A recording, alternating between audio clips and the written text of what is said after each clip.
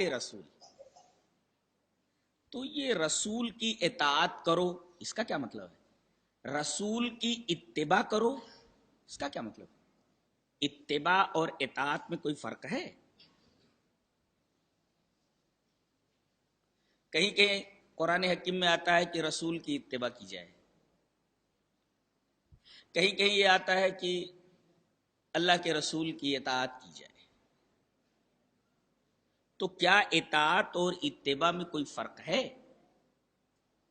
جواب اس کا یہ ہے کہ اگر دونوں ایک جگہ آ جائیں، اتباع اور اطاعت دونوں ایک جگہ آ جائیں تو دونوں کا معنی الگ الگ ہوتا ہے۔ جیسے سورہ طٰہٰ میں اللہ نے ارشاد فرمایا وَلَقَدْ قَالَ لَهُمْ هَارُونُ مِنْ قَبْلُ يَا قَوْمِ إِنَّمَا فُتِنْتُمْ بِهِ وَإِنَّ رَبَّكُمُ الرَّحْمَنُ فَاتَّبِعُونِي وَأَطِيعُوا أَمْرِي۔ دیکھ رہے ہیں آپ، فَاتَّبِعُونِي وَأَطِيعُوا أَمْرِي۔ یہاں پہلے کہا گیا کہ تم لوگ میری اتباع کرو، اور بعد میں یہ کہا جا رہا ہے اور تم لوگ میرے حکم کی اطاعت کرو۔ تو یہاں اتباع اور اطاعت دونوں ساتھ ساتھ ذکر کیے گئے۔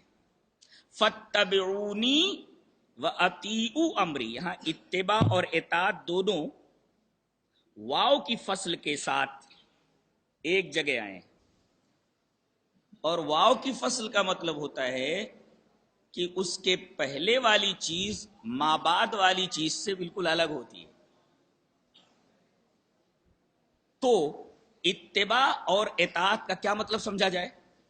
مطلب یہ ہے کہ رسول جس چیز کا حکم دیں اگر آپ مان لیں تو یہ رسول کی اطاعت ہوئی، اور رسول جو کام کریں وہ کام آپ کر لیں تو یہ اتباع۔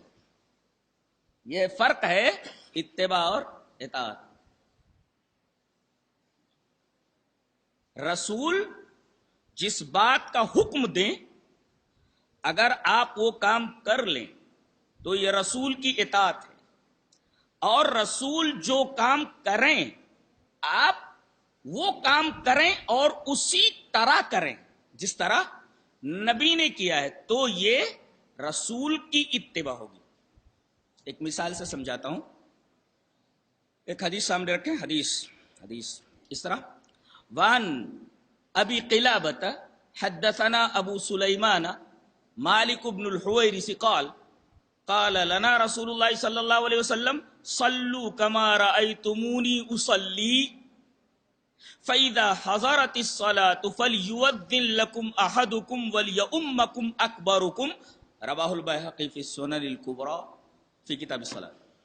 حضرت امام بیہقی اس حدیث کو سنن کبریٰ جو ان کی حدیث کی کتاب ہے اس کو جہاں انہوں نے صلاۃ کا چیپٹر قائم کیا ہے، باندھا ہے، وہاں یہ حدیث موجود۔ مشہور صحابی حضرت مالک ابن حویرث فرماتے ہیں کہ ہم تمام صحابہ سے نبی کریم صلی اللہ علیہ وسلم نے یہ فرمایا کہ تم لوگ اسی طرح نماز پڑھو جس طرح تم مجھے نماز پڑھتے ہوئے دیکھتے ہو۔ اس میں دو باتیں ہوں، ایک ہے نماز پڑھنا اور ایک ہے اس طرح نماز پڑھنا جس طرح نبی نے پڑھا ہے۔ تو یہاں اطاعت بھی ہے اور اتباع بھی ہے۔ رسول نے فرمایا پڑھو، اگر آپ نماز پڑھتے ہیں تو یہ نبی کی اطاعت، اور جس طرح تم مجھے نماز پڑھتے ہوئے دیکھتے ہو اگر اس طرح نماز پڑھے تو نبی کی اتباع ہے۔ اب اگر کوئی نماز پڑھتا ہے اور رسول کے طریقے پر نہیں پڑھتا ہے تو اتباع نہیں ہوئی، اور اتباع نہ ہونے کی وجہ سے وہ عمل قابل قبول نہیں ہوا۔ دلیل یہ حدیث پاک وعن حذیفہ رضی اللہ تعالی عنہ انہ رأى رجلا لا يتم رکوعه ولا سجودہ فلما قضى صلاته قال له حذيفة ما صليت واحسبه قال لو مت على غير سنة محمد صلی اللہ علیہ وسلم رواه البخاری فی کتاب الاذان. حضرت امام بخاری سے حدیث پاک کو ایسے ہی کتاب الاذان کے اندر لائے. راوی مشہور صحابی حضرت حذیفہ ہے. جانتے کون ہے یہ بہت عجیب و غریب صحابی ہے, حذیفہ ابن یمان. ان صحابی کو نبی کریم صلی اللہ رکھ دو یہ سب کھیلو مت اس سے, نبی کریم صلی اللہ علیہ وسلم کے رازدار کہلائے جاتے ہیں. یہ نبی کریم صلی اللہ علیہ وسلم کے رازدار ہیں. رازدار کا مطلب ایک راز کی بات نبی نے ان سے کہہ دی تھی جو کسی سے نہیں کہی تھی. آپ کو معلوم ہے کہ آپ کے ساتھ منافق بھی نماز پڑھتے تھے جو اسلام کے کٹر دشمن ہوتے تھے. آپ کے ساتھ حج کرتے تھے, زکات دیتے تھے, دیگر دینی کاموں میں شریک رہتے تھے. جب سورہ منافقون اتری تو حضرت جبرائیل نے اللہ کے حکم سے نبی کریم صلی اللہ علیہ وسلم کو بتا دیا کہ مدینہ میں اتنے منافقین ہیں اور ان کے یہ نام ہیں. اب تک نام نہیں ڈکلیئر کیا گیا تھا, لیکن سورہ منافقون کے اترنے کے بعد سب کے نام بتا دیے گئے. اور کون کون منافق ہے یہ بات نبی کریم صلی اللہ علیہ وسلم نے صرف حضرت حذیفہ ابن یمان کو بتا دی تھی, اور کسی کو اس راز سے آپ نے واقف نہیں کرایا تھا. اور سارے صحابہ کرام کو یہ بات معلوم تھی, خاص طور سے حضرت عمر رضی اللہ تعالیٰ عنہ, کہ نبی کریم صلی اللہ علیہ وسلم نے حضرت حذیفہ ابن یمان کو منافقین کے نام بتا دیے. اب وہ دیکھا کرتے کہ جب کوئی آدمی مرتا اس کی نماز جنازہ میں حذیفہ ابن یمان شریک ہو رہے یا نہیں.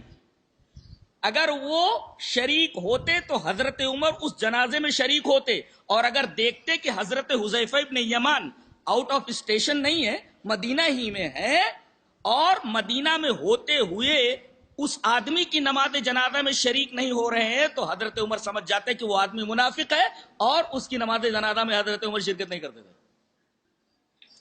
یہ وہی صحابی ہیں. حضرت حذیفہ فرماتے ہیں کہ ایک آدمی آیا اور اس نے نماز ادا کی, لیکن نماز کے اندر ایک خامی تھی, ایک گڑبڑی تھی. کیا؟ صرف ایک خرابی, لا یتم رکوعہ ولا سجودہ, وہ اپنے رکوع اور سجدے برابر نہیں کر رہا تھا. کتنے لوگ یہاں بیٹھے ہوئے ہیں جن کو رکوع کا صحیح طریقہ معلوم ہے اور سجدے کا صحیح طریقہ معلوم ہے؟ میرا خیال ہے کہ 90% لوگوں کو رکوع کا طریقہ اور سجدے کا طریقہ معلوم نہیں. کیسے بھی منڈی جھکا دیتے ہیں اور پیٹھ کوہان کی طرح اڑا دیتے ہیں, جبکہ رکوع کا سب سے پہلا طریقہ تو یہ ہے کہ آدمی جب رکوع میں جائے تو اس کا سر اس کی پیٹھ کے محاذات میں ہو. سر اور پیٹھ ایک ساتھ ہوں اور ایک محاذات میں ہوں. یہاں تک کہ حدیث میں آیا ہے کہ لو سب الماء ولا ظہری لاستقر, کہ اگر اس کی پیٹھ کے اوپر پانی اڈیلا جائے تو پانی رک جائے. کیا اس طریقے کا رکوع کوئی کرتا ہے؟